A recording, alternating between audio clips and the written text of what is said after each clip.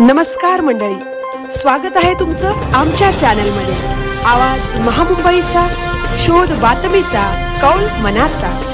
चला तर मग आमचे चॅनल लाईक करा, शेअर करा आणि सबस्क्राइब करा। धन्यवाद।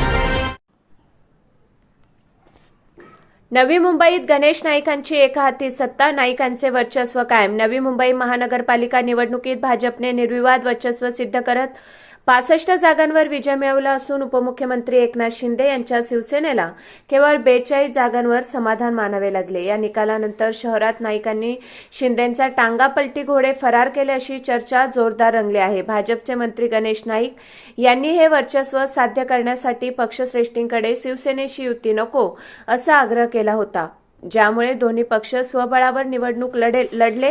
युतीचा नकार आणि जागा वाटप वाद भाजप आणि शिवसेनेमध्ये केवळ निमित्तात्मक बैठक झाली असली तरी जागा वाटपावरून युती कोलमडली। भाजप आमदार मंदा म्हात्रे यांनी गणेश नाईकांकडे 13 जागा मागितल्या होत्या, पण त्यांना केवळ 4 जागाच मिळाल्या।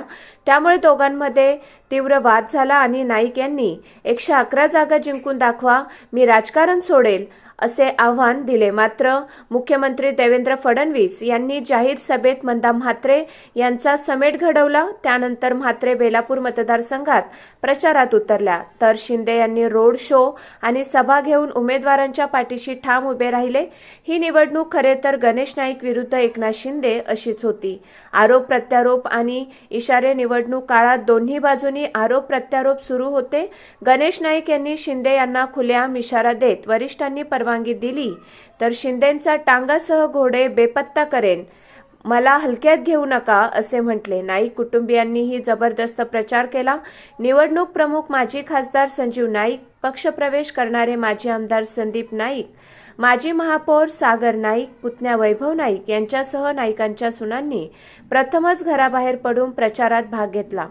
संजीव नाईकांची खोचक टीका संजीव नाईक यांनी विरोधकांवर हल्लाबोल करत यांनी कुणाकडून पैसे आणले याची सर्व माहिती आमच्याकडे आहे असे सांगितले। त्यांनी पुढे म्हटले, 82 वेळा गणेश नाईक महापालिकेत गेले आणि नवी मुंबईकरांनी त्यांच्यावर विश्वास दाखवला। मुख्यमंत्री देवेंद्र फडणवीस यांनी जाहीर सभेत मी गणेश नाईकांच्या पाठीशी उभा आहे, काळजी करू नका असे पाठबळ दिले। त्यामुळे भाजपाची सत्ता आली, कुणाचा टांगा आणि घोडे फरार झाले हे निकालानंतर स्पष्ट झाले। या निकालाने नवी मुंबईत भाजपचे वर्चस्व कायम राहिले असून गणेश नाईक यांच्या नेतृत्वाला मोठा बूस्ट मिळाला आहे। आवाज महामुंबईचा चॅनेलसाठी निलेश फुंडे, नवी मुंबई।